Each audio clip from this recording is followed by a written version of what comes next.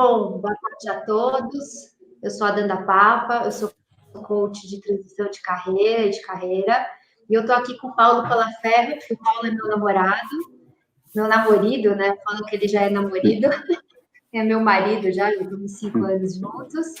E eu pedi muito para ele que ele pudesse vir aqui contar um pouquinho sobre a carreira dele, sobre a área dele de atuação. O Paulo, ele é sócio fundador da Thaler Gestão de Patrimônios e é vice-presidente da Planejar, né? E a Planejar é a Associação Brasileira de Planejadores Financeiros.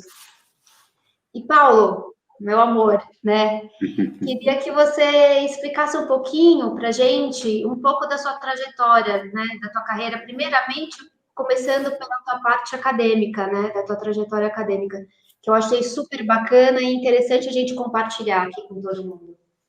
Legal. Minha parte acadêmica, eu fiz PUC Administração, Administração de Empresas na PUC de São Paulo. Na época, eu tinha a opção de fazer mais um ano de cursinho e eventualmente tentar GV. Na GV, eu só poderia começar a trabalhar a partir do segundo ou terceiro ano. Eu tinha uma ansiedade muito grande para começar a trabalhar, para começar a aprender, para ter a minha grana. Então, eu preferi fazer a PUC e procurar emprego. Foi o que eu fiz. Então, desde o primeiro semestre eu trabalhei até aí de então nunca mais parei. Então, foi uma faculdade que foi bacana, que tinha um nome razoável e que me permitiu ter acesso a boas colocações. Depois, eu fui, venho de uma família empresária, então tudo que eu fiz foi me preparar para fazer parte do grupo empresarial da família. Então, todas as empresas que eu procurei trabalhar eram empresas que tinham relação ou negócios similares ao grupo familiar. Nesse meio tempo, precisamente em 1992, o grupo familiar tinha muita relação com o Banco Nacional. O Banco Nacional, na época, era o banco que patrocinava o Ayrton Senna. Era um banco bem ativo na parte corporativa, e eu, através dos relacionamentos da empresa, eu pude ter acesso a trabalhar no Banco Nacional. Trabalhei durante quase 1 ano e meio no Banco Nacional, numa área ligada ao Corporate Finance, que desenvolvia produtos financeiros, e eu gostei muito daquilo, né? Mas para mim era uma divisão, porque minha cabeça a vida toda era trabalhar com a minha família, e de repente eu me vi num ambiente que me fascinava, né? No entanto, passado esse 1 ano e meio, minha família me chamou, teve um processo sucessório que se adiantou, por vontade do meu pai. Eu sou o último irmão de 4 homens e era o mais novo. Os mais velhos já estavam, de alguma forma, ligados ao grupo e tinham algumas empresas, precisava de gente, e aí eu saí do Banco Nacional e fui trabalhar com a família. No grupo familiar, eu talvez fosse o que, como filho mais novo, talvez o mais comunicativo. Todo mundo tinha na cabeça que o meu negócio era comunicação, marketing, vendas, e eu acabei... sempre as pessoas me olhavam com esse olhar, né? De um cara de marketing, de vendas, de relacionamento. Embora eu, individualmente, nunca expressei isso para ninguém, mas eu não me sentia confortável nessa posição. Então, mesmo dentro dessas posições, eu acabava dando uma dinâmica muito financeira para tudo, eu acabava muito usando o meu recurso quantitativo para as ideias, para os projetos, para tudo aquilo que a gente ia fazer. Em 1998, os irmãos, a gente resolveu separar a sociedade, cada um resolveu seguir o seu caminho. E naquele momento eu resolvi que eu queria buscar uma posição de novo na vida executiva. Eu tinha gostado daquela experiência no Banco Nacional, né? E de alguma forma queria voltar para o mercado financeiro. Em 98 eu voltei para o mercado financeiro, então assim, eu me formei com 23, daí eu voltei para o mercado financeiro basicamente com 28, já em 99, né? Fui trabalhar para uma empresa americana, que era uma companhia americana de 160 anos, listada na Bolsa de Nova York, era uma companhia seguradora que tinha toda a parte de previdência privada, fundos mútuos, e ela tinha lá uma área de planejamento financeiro que funcionava desde 1940. Aquela parte de planejamento financeiro, de olhar para o patrimônio das pessoas, de planejar a vida das pessoas financeiramente, de ajudar a estruturar aquilo, eu me identifiquei com aquilo, achei, poxa, isso é um negócio bacana, acho que é uma coisa legal para eu desenvolver minha carreira aqui. A companhia logo se estruturou no Brasil, montou um escritório em Brasil no ano de 2000, nessa época eu fui convidado para estruturar a área de planejamento financeiro e planejamento de patrimônio aqui no Brasil.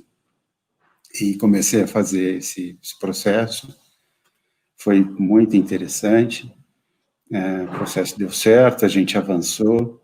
Na mesma época, existia um grupo de pessoas que estava fazendo a certificação Certified Financial Planner para o Brasil, que é uma certificação de excelência. Eu, como voluntário, participei desse grupo, participo até hoje sou vice-presidente da Planejar, que é essa associação. Agora a gente já tem mais de 5.000 planejadores certificados no Brasil, uma certificação de nível mundial, né, de muita distinção, só 20% das pessoas passam na prova. Ela não é difícil, ela é difícil pela diversidade de assuntos, né? Um planejador certificado ele tem que ter conhecimento de matemática financeira, de investimento local, investimento internacional, seguro, previdência, mercado imobiliário, planejamento sucessório, planejamento tributário, enfim, uma diversidade de assuntos que torna a certificação de bastante distinção. Deixa eu te fazer uma pergunta, interrompendo só um minutinho. O certificado CFP, ele é muito importante para o mercado de private banking, não é isso?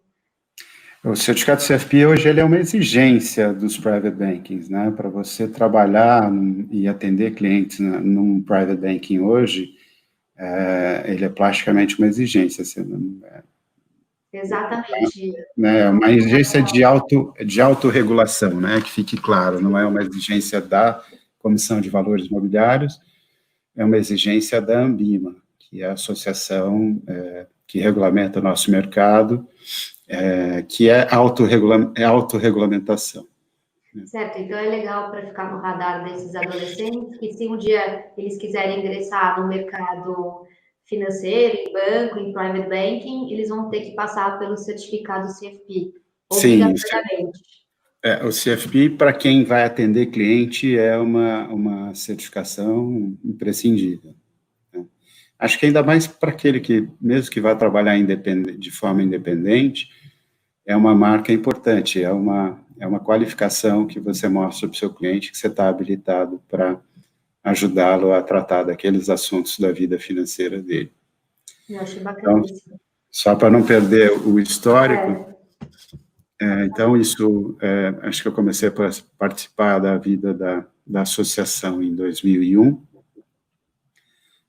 salvo engano, o primeiro exame foi 2002 ou 2003, então a gente ajudou a estruturar a associação no Brasil desde o início, né?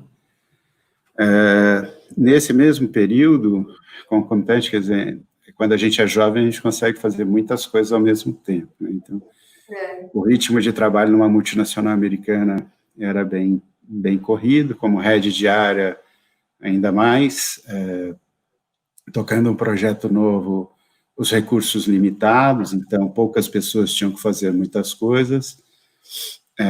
Nesse mesmo período, companhias americanas nessa época, década de 90, talvez começo desse século, hoje em dia eu não sei como está, mas elas investiam muito nos seus profissionais. Então, a companhia me deu a oportunidade de fazer um MBA. Eu escolhi, na época, se chamava IBMEC, depois virou INSPER, né? O IBMEC do Rio, acho que continuou chamando IBMEC, e o IBMEC São Paulo passou a se chamar INSPER, pelo menos essa é a explicação que eu ouvi. Outro dia eu recebi lá um diploma do INSPER, meu primeiro era IBMEC, mas agora eu tenho um do INSPER também. Então quer dizer, eu fui dar uma aula lá, eles me disseram, não, seu currículo está errado, você é MBA pelo INSPER.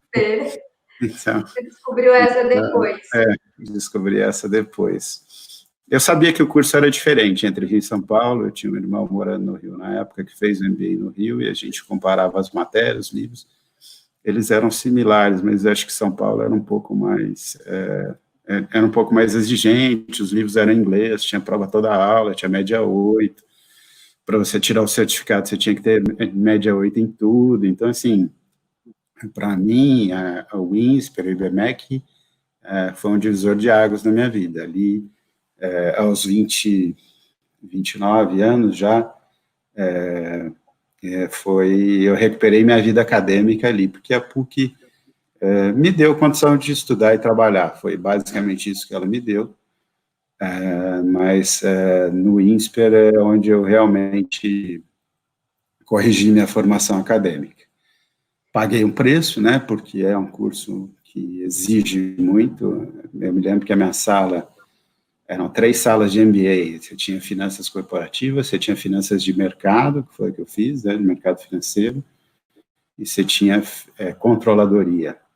A gente fez o primeiro ano juntos, e a partir do segundo ano, você buscava a sua área de especialização.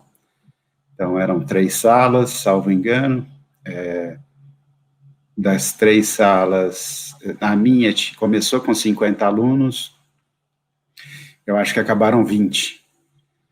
Então, nossa, e tinha um processo de seleção, de seleção importante, não era qualquer um que entrava, quer dizer, não bastava você querer fazer.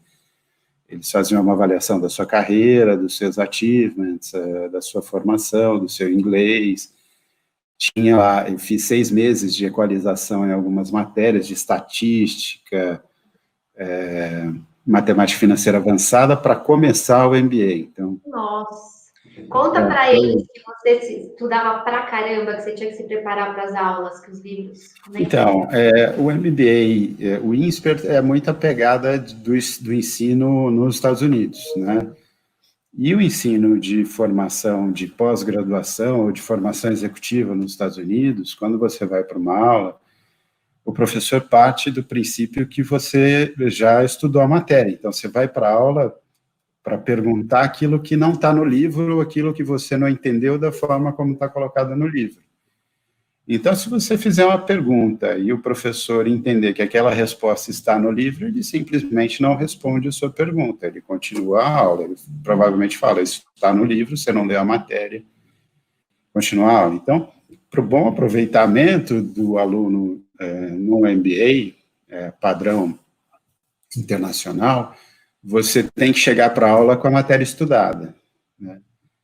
A grande diferença que eu senti do MBA no INSPER, da universidade que eu fiz, primeiro, na década de 90, né, a gente usava muito a Xerox para estudar, então, assim, eu perdia muito tempo procurando, eu perdia muito tempo procurando matéria, procurando conteúdo, às vezes você estudava, mas estudava o conteúdo errado.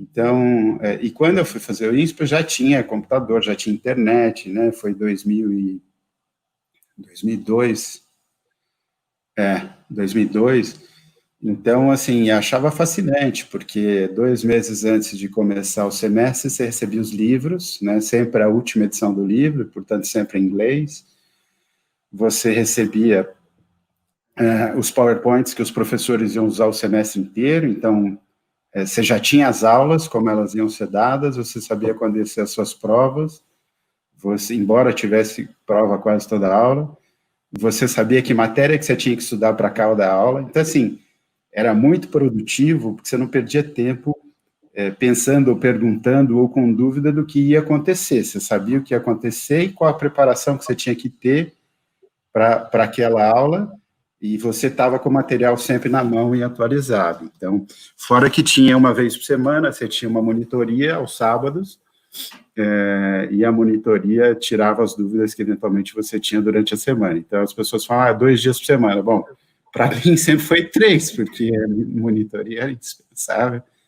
E assim, as pessoas precisam saber, quando você vai fazer o MBA, se você for fazer de forma séria, a aula presencial é o mais gostoso, porque todo dia, no mínimo, você tem 2, 3 horas de estudo, todos os dias. E se você for encarar um bom MBA, achando que você não vai ter que estudar, pelo menos isso, eu acho que isso é a média, pelo menos isso é impressionante. Outro dia eu estava contando para as crianças, né, que chega a um ponto que você já está tão acostumado a estudar que você senta na sala com todo mundo conversando com o livro na mão. E aí você vai conversando e vai estudando ao mesmo tempo, né, de tanto que você está habituado a estudar. Gente, não tem, there is no free lunch, né? Então, para uma pessoa alcançar uma posição como você conseguiu alcançar, você ralou bastante, né? Teve que abrir mão de muita coisa, teve que se sacrificar, teve que estudar muito, mas vale a pena no final, né? Sempre vale a pena, acho que quanto antes melhor, né? Eu sempre falo, eu fui corrigir a minha parte acadêmica um pouco mais à frente, não que ela fosse ruim, acho que eu sempre fui um bom aluno, não fui ótimo, fui bom. A minha faculdade, não vou dizer que ela tenha sido ruim, mas talvez eu pudesse ter aproveitado mais, mas depois, já trabalhando, eu vi que eu precisava de mais, então eu fui buscar, e daí com a certificação CFP, eu tirei o consultor de valores imobiliários, depois tirei o administrador de valores imobiliários, depois fui buscar o conselheiro certificado, conselheiro de administração certificado IBGC, depois tirei o conselheiro fiscal certificado IBGC. Assim, as certificações não param, né? Depois o CGA, da Ambima, então não parou por aí. E depois de tudo isso, você começa a se dedicar muito ao estudo não formal, aquele que você não precisa mais de uma certificação ou de um diploma, né? Então, achar que você vai estudar um período da vida e depois não precisa mais, não existe. Inclusive, as certificações hoje em dia, para você mantê-las, você precisa comprovar a educação continuada. Então, por exemplo, no CFP, a cada 2 anos eu tenho que comprovar uma quantidade de números de horas, aulas de cursos credenciados, normalmente são mais de 30 horas, de cursos credenciados pela Planejar. Então, cada vez mais a educação continuada vai fazer parte da nossa vida e você tem que comprovar para manter as certificações e os diplomas que você alcançou. Você falando ainda na Planejar, né? Você me contou que você trabalha há 20 anos lá como voluntário, né? Que você começou como criando as provas do CFP. Eu ajudava. Presidente, né? Eu ajudava a fazer questão. Basicamente, minha primeira participação, né, na época a Planejar chamava IBCPF, que era o Instituto Brasileiro de Certificação de Profissionais Financeiros, né? E o meu trabalho era ajudar a construir questões, né? Judiava das pessoas, né? Porque a Carol penou, coitada. As questões não são, assim, a gente... Eu lembro que em 2002 veio uma americana do CFP Board, né, que o CFP é a certificação de nível mundial, então veio uma pessoa do CFP Board que ela treinava as pessoas ao redor do mundo ensinando a fazer questões. Você tem uma ideia, às vezes, para responder uma questão que você não sabe, você pega um livro, você pode demorar 2 horas. Para fazer uma questão, você demora muito mais que 2 horas, principalmente quando você precisa qualificar a questão. Então, por exemplo, eu lembro que a gente tinha as regras, era a questão de múltiplo alternativo, então a questão não podia ser tricky. Então, assim, se você vai falar qual das alternativas abaixo não estão corretas, o não tinha que estar desse tamanho. Ah, tá. Bom, menos mal. Se você fizesse uma pergunta, ela não podia ter dupla interpretação. E as alternativas abaixo, que para a pessoa responder, tinham que ter a mesma probabilidade. Então, uma não podia excluir a outra. Ah, tá. Além disso, você tinha que colocar em que livro está a resposta daquela questão, em que capítulo, em que página, em que parágrafo. Ah, para. Então, você tinha que fazer toda a referência bibliográfica da Nossa, questão que trabalho. que você construiu. Assim, às vezes eu me lembro que a gente ia se reunir aos sábados de manhã, as pessoas que faziam isso, era um grupo talvez de 12 pessoas, e às vezes a gente passava 6 horas trabalhando, você construía 15, 20 questões num dia bem sucedido. Né? Então, é quase que uma questão. Quantas questões tem no teste? A prova tinha 90. Depois eu achei que foi para 120, e hoje eu confesso que eu não sei quanto está. Quer dizer, tem tantas atribuições lá na Planejar que eu não acompanho mais isso. Hoje tem curso pela Planejar para se preparar para esses testes?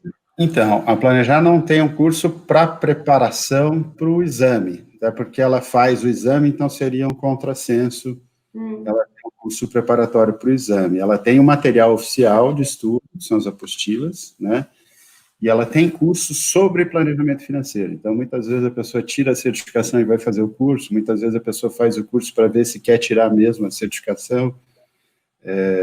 Tem outras escolas que dão curso preparatório para o exame. Tá. E falando na Planejar, né, a gente estava conversando antes da entrevista, e uma pergunta que eu acho bem bacana, a gente bater um papo aqui, você me contar, o que a Planejar, né, essa experiência na Planejar agregou para a tua carreira? Tá, a experiência na Planejar, primeiro, agregou muito conhecimento. Porque quando você está nesse trabalho acadêmico, né, com várias pessoas de muita qualidade, e assim, eu sempre brinco, quando as pessoas elogiam um sócio meu, quando as pessoas elogiam uma pessoa que trabalha comigo, eu sempre falo, eu só se junto a gente melhor que eu nunca me junto a gente pior que eu. Né? Então, assim, as pessoas que estavam lá naquele momento fazendo aquele trabalho, eu me sentia um privilegiado por conviver com elas e por fazer parte daquele grupo. Certamente ali teve a mão divina de me colocar ali, né? Eu aprendi demais lá, né? Talvez tanto quanto eu tenha aprendido no meu MBA. Segundo foi o relacionamento, né? Porque as pessoas tinham uma senioridade importante, então você tinha lá vice-presidente de banco, você tinha lá gestores conhecidos, você tinha lá pessoas de planejamento sucessório, pessoas com uma carreira já muito estabelecida, e onde você sentava e conversava e discutia ideias e aprendia. Então, poxa, para mim ali foi uma turbinada na minha carreira importante aquele relacionamento. Networking é muito importante, né? Segundo Robert Wong, o que você faz de mais importante que você nasce são os relacionamentos que você constrói. Então, eu concordo super. Eu tive o prazer de ter algumas conversas deliciosas com o Robert, e essa foi uma das frases que eu guardei. Sim, pois não. Me fala uma coisa, o que é o planejamento financeiro, né? O planejamento financeiro e o que é o planejamento de patrimônio? Legal. Planejamento financeiro é o entendimento, primeiro, quando a gente fala, vou fazer o planejamento financeiro para uma pessoa ou para uma família, né? Primeiro ponto, você tem que entender o que é aquela pessoa, o que é aquela família, de onde eles vêm, qual a formação, que padrão de vida eles têm, que padrão de vida eles vieram, né, para entender como eles pensam, como eles funcionam. Depois você tem que entender aonde eles querem chegar. Depois disso é que você vai entrar nos números, né? Depois disso é que você vai entender de onde vêm as suas receitas, de onde vem, como é que estão compostas suas despesas, e primeiro momento, entender qual a dinâmica do fluxo de caixa, né, de receita e despesas, depois entender que patrimônio essa família já tem, né, que dívidas ela tem, que produtos ela tem, enfim, que plano de saúde ela tem, que plano, se tem seguro de vida, se precisaria ter, qual o valor de cobertura ela precisaria ter, se da forma como ela está pagando imposto de renda é a forma mais eficiente dentro das regras que ela poderia estar fazendo, então planejamento tributário. E daí você começa a entrar em questões, poxa, você é provedor dessa família, se você morre hoje, o que acontece com a sua família? Você precisa de um seguro de vida, que valor, como é que fica? Então, você entra em todas as questões pertinentes à manutenção daquele lifestyle, daquele padrão de vida, e a continuidade dele, e vai tratar o que eles têm que fazer para atingir os objetivos. Então, queremos comprar uma casa de praia, tá? Quanto vai custar a casa de praia, quanto tempo nós temos para isso, quanto você vai precisar poupar, ou queremos ter uma aposentadoria para ter tal renda aos 60, 65 anos, 70 anos, ou queremos dar um apartamento para cada filho quando eles casarem, ou queremos que nossos filhos estudem no exterior, vai custar tanto. Os diversos objetivos que uma família pode ter. Ou seja, para toda a família é muito importante ter um planejador financeiro. Eu diria que a partir do momento que você conhece, vira essencial. Né? Assim, aquelas coisas. Muitas vezes você não precisa de uma coisa até conhecer. Depois que você conhece, você fala, poxa, como é que eu vivi sem isso até agora? Né? O planejamento de patrimônio é uma evolução do planejamento financeiro, ou seja, ele já vai tratar de questões para famílias que ou receberam ou já construíram um patrimônio, seja em que estágio for da vida. Então, eu tenho aqui uma família, por exemplo, tem uma determinada carteira de imóveis, sócios de empresas, tem questões de governança, tem questões de risco, tem questões de entendimento de liquidez, investimento internacional, ou seja, uma família que já ganha uma sofisticação que vai muito além das necessidades pessoais, né? Os negócios já têm uma demanda maior desse indivíduo. Então, aí a gente entende que é como se fosse uma evolução, você passa a precisar... É como se você saísse de um clínico geral para um especialista aí nas questões acima. Então, você vai tratar de coisas que vão... vamos dizer assim, de uma sofisticação maior, de soluções não tão simples, não tão usuais. Não que o planejamento financeiro seja fácil, muitas vezes é mais difícil você fazer um planejamento financeiro com uma pessoa que tem menos patrimônio do que uma que tem mais patrimônio. Mas aquelas que têm mais, as soluções ficam mais sofisticadas, né? Então, eu particularmente divido entre planejamento financeiro e planejamento de patrimônio. No meu trabalho, no dia a dia, eu trabalho com famílias que têm grande patrimônio, então eu entendo a diferença entre o que eu fiz no passado e o que eu faço hoje, e eu distingo essa diferença entre planejamento financeiro e planejamento de patrimônio. Mas a base é a mesma, tá? Os princípios, os temas são os mesmos, o que muda é a sofisticação. E me fala uma coisa, a gente estava falando sobre propósito, missão ontem, e surgiu uma pergunta bem bacana, que foi até você que me sugeriu. Quanto você acha que o propósito é importante para o sucesso profissional? Então, a gente tem visto agora na quarentena o quanto a gente tem trabalhado, né? Então, assim, a gente tem a impressão de que a gente está trabalhando mais, que a gente está produzindo mais, que a gente está falando com muito mais pessoas, tanto no meu quanto no seu trabalho. Sim. A gente tem a felicidade de poder conduzir as nossas atividades online, né? De seguir o nosso dia a dia digital. Então, eu já tive essa pergunta da minha filha, né? Ela me perguntou, você acha que você trabalha muito? E eu falei, não acho que eu trabalho muito. E ela falou, não, pai, você trabalha muito. E a resposta que eu tive é a seguinte, talvez por eu gostar muito do que eu faço, a gente acaba não percebendo que você está trabalhando, né? Então, assim, eu tenho um prazer imenso e que é importante ficar claro, já teve épocas que eu não tive, tá? Então, assim, já teve épocas que como empresário, como fundador de uma empresa, na dinâmica societária, né, você acaba tendo que cobrir posições, você acaba tendo que fazer coisas que não necessariamente é aquilo que você adora. Mas hoje eu tenho uma satisfação imensa no que eu faço, uma alegria, uma vontade de trabalhar muito grande. Então, a gente acaba não percebendo. Essa motivação, esse prazer, esse gostar de trabalhar, acho que vem muito com a questão de propósito, né? Acho que, se você pensar, quando você começou lá a trabalhar, você pensava em propósito, quando você for fazer o MBA, você pensava em propósito, quando você for fazer o CFP. Não, mas eu fui percebendo ao longo do tempo, na minha carreira, que eu poderia ajudar muita gente fazendo o que eu faço.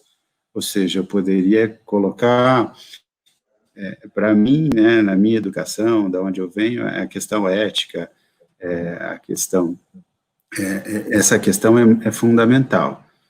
Quando você tem ética, você passa a olhar o outro também. Você passa a não só olhar os seus direitos, mas você passa a olhar as suas obrigações com o outro. Isso me fez ver que, por mais que eu achasse que não, tinha um propósito muito grande na profissão. Então, eu acho que quando você consegue juntar aquilo que você gosta de fato de fazer, e consegue entender o propósito de por que você está ali naquele lugar fazendo aquilo, fica ainda mais interessante, né? Fica ainda mais fácil. Como, acho que esses dias eu estava vendo um documentário sobre Michael Jordan, né? Que foi um grande jogador de basquete, foi um grande jogador de basquete na década de 90. E ele fala o seguinte, eu faço o que eu mais gosto na vida e ainda sou pago por isso. Acho que o grande desafio da vida é isso. Eu ouvi uma frase uma vez, não sei de quem que era, infelizmente, gostaria de dar a identidade ao autor, mas gaste o tempo que você precisar para descobrir o que você gosta de fazer. E o dia que você descobrir, você nunca mais vai ter que trabalhar.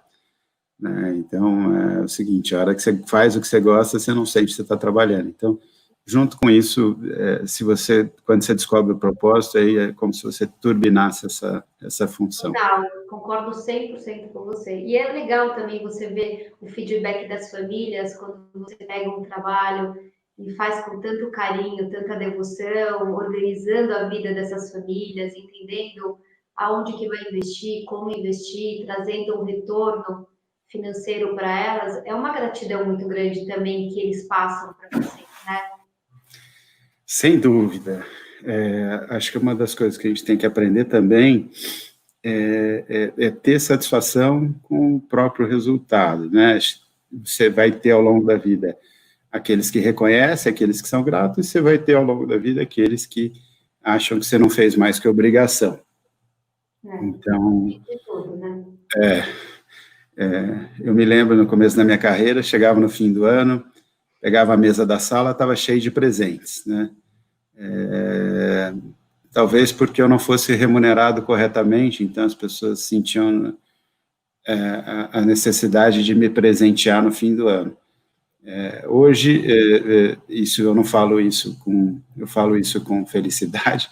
Hoje, no fim do ano, eu ganho muitos poucos presentes, porque eu estou sendo muito bem remunerado pelo que eu faço. Então, à medida que você começa a ser bem remunerado, a grande parte das pessoas acha que você não está fazendo mais que obrigação. Então, mas sinceramente, eu prefiro o momento atual. Eu também.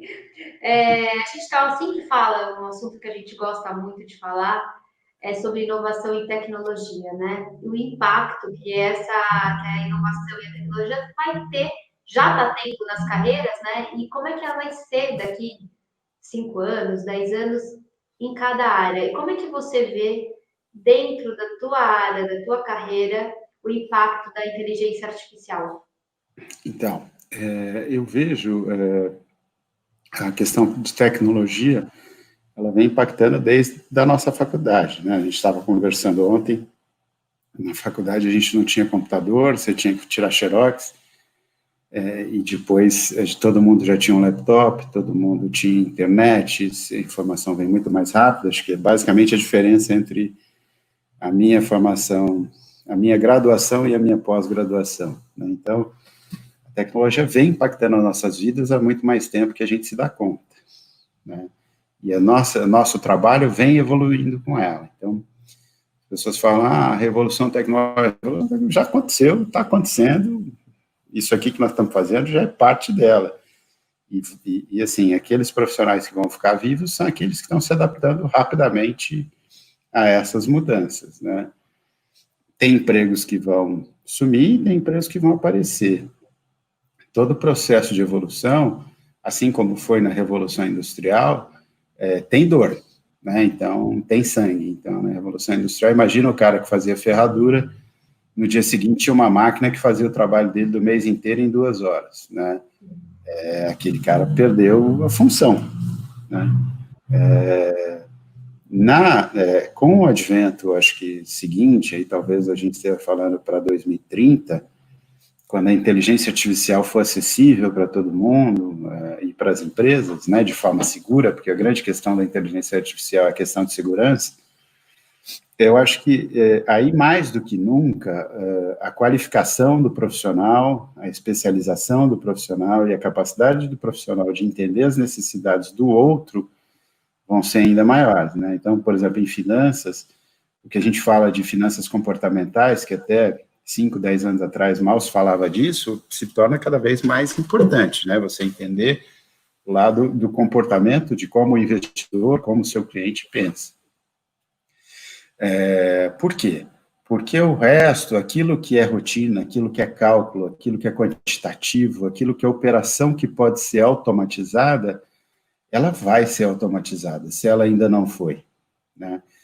Então, o que a gente vai ter que trabalhar? A gente vai ter que trabalhar aquilo que o computador não tem, que é a nossa capacidade de relacionamento, a nossa capacidade de entendimento, a nossa capacidade de ponderar as coisas que não são ponderadas por uma máquina, né? O dia que a máquina estiver fazendo esse trabalho de behavior science, por exemplo, na minha profissão, de finanças comportamentais, ou de análise de comportamento, ou o seu trabalho de coaching, aí provavelmente a gente vai estar fazendo uma outra coisa, porque, na verdade, elas estão aí para nos atender e não o contrário, né? Nós não vamos servir as máquinas, né? Sim. Então, assim, o mundo, mas aí o mundo vai estar na mão de grandes companhias como a Amazon, como o Google, como a Apple, sim, mas essas companhias precisam que a gente ganhe dinheiro para poder comprar os seus produtos, senão também elas deixam de existir.